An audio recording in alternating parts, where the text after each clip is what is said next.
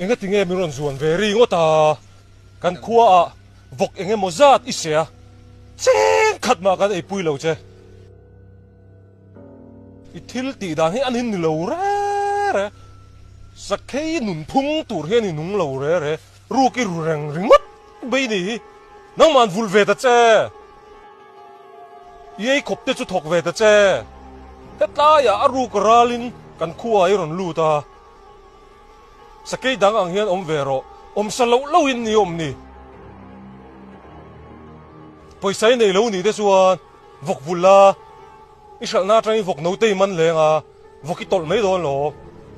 I ho sanga enge mi tai ru ki ru ka ma ni ta lo kan lak chu ru ani nei tu te shiat lo chu vok sa te chu a sim sima nga tinge khati ei vak vaka I bp te sanga I zuang sang thei don lo sin sa thawi wangam ve sa ke bp sang ni du mi zun thum te lo nei ta la en kol hau tak do sin ei thei nei tlem lu tu vok sa ei thei to lo wang katin ti su ti to lo te I du le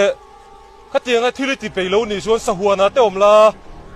sarkar te in chom tir la a thon din thil